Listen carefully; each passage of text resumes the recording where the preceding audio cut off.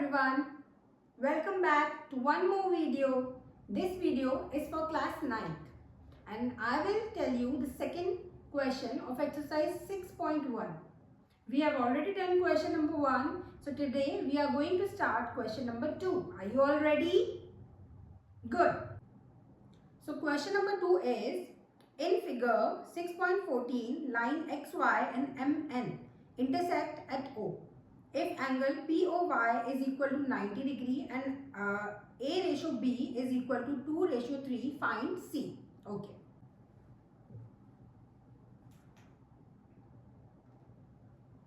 Exercise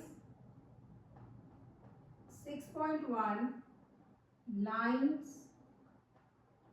and angles, class 9. Okay. Question number 2.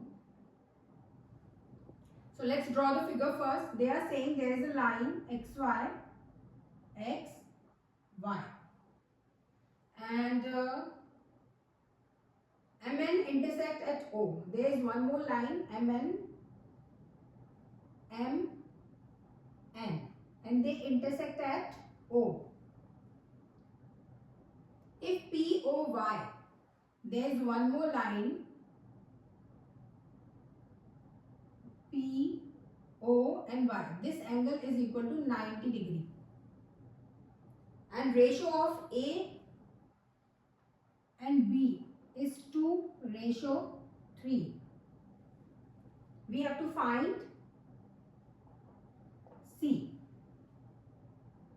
This is A, this is B, and this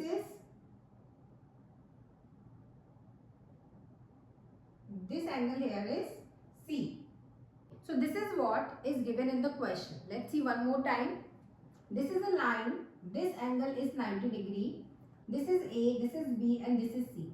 A ratio B is 2 ratio 3 and we have to find out C. This is the question. Now children, after looking at this figure, आपको ऐसा कुछ लग रहा है कि कुछ हो सकता है? कोई फॉर्मूला जो आपको लगता हो लग सकता है? कोई कॉन्सेप्ट जो आपको लगता हो कि लग सकता है? अच्छा, one more thing. Before watching this video, please watch the first and the second video of this chapter. Then only will come to understand whatever I am going to explain, right? तो एक बार आप पहले पुरानी वाली video जरूर देख लें, तभी आपको ये सब समझ में आएगा, है ना? अब आप देखो, हम जानते हैं क्वेश्चन में दिया है कि X Y is a line. अगर लाइन है तो लाइन तो 180 डिग्री बनाती है. इसका मतलब ये पूरा एंगल जो लाइन के ऊपर बन रहा है, ये पूरा किसके बराबर होगा? 180 डिग्री के बराबर. इस 180 डिग्री में हमें 90 डिग्री मिल चुका है और ए और बी का हमारे पास रेशो है. ठीक है, तो हम ए और बी निकाल सकते हैं. कैसे? देखो, जब भी किसी का आपको रेशो दिया गया है तो आप उसको इस तरीके से मान सकते हैं. हम यहाँ पर मान सकते हैं कि a is equal to 2x and b is equal to 3x. ऐसा हम क्यों मान रहे हैं?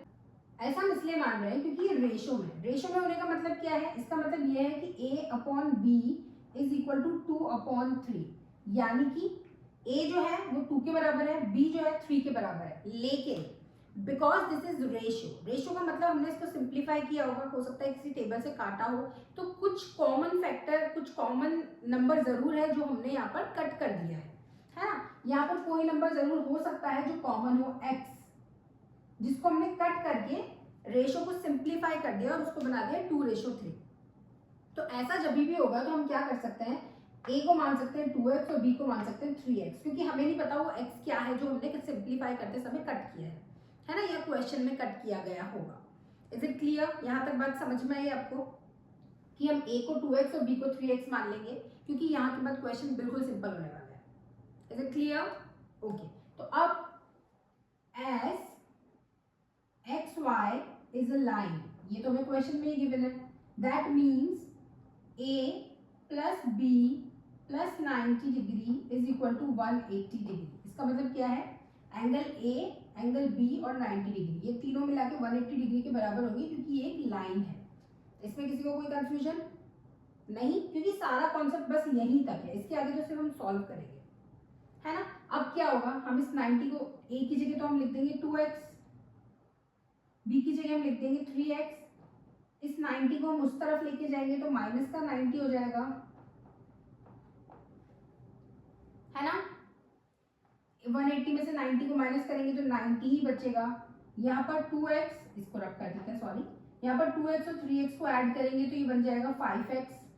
अभी 5x से मल्टीप्लाई हो रहा है तो वहां जाके क्या होगा, डिवाइड, 5 1 जा 5, 5 1 जा 5, 4 बचा, 4 40 हो गया ये, है ना। तो 5 8 जा 40, तो x की वैल्यू हमारे पास क्या आ गई, 18।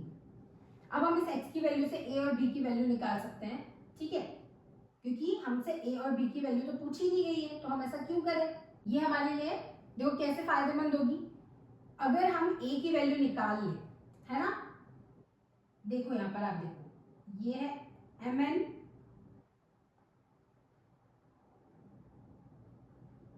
ठीक है, ये है mn और ये वाली है xy,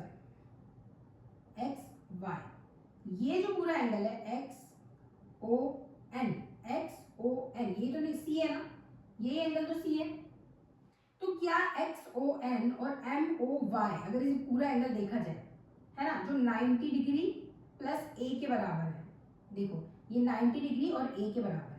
अगर ये एंगल हमें पता हो तो क्या C उसके बराबर नहीं होगा, क्योंकि हमें पता है वर्टिकली ऑपोजिट एंगल्स क्या होते हैं, इक्वल।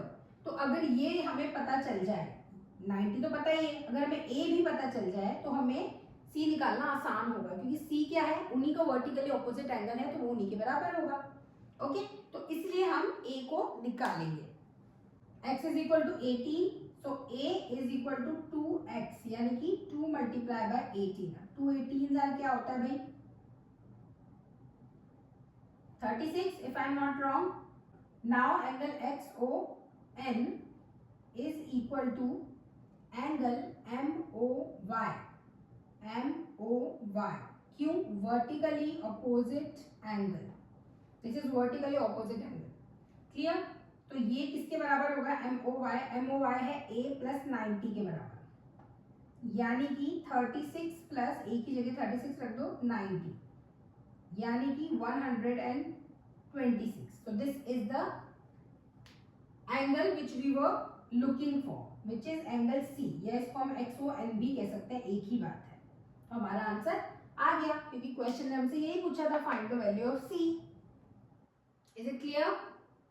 अगर आपको मेरा कॉन्सेप्ट समझ में आया तो इस वीडियो को और अपने दोस्तों के साथ शेयर करें, लाइक करें, कमेंट करें और मेरे चैनल को सब्सक्राइब करें अगर आप ऐसी और वीडियो देखना चाहते हैं तो। Thank you.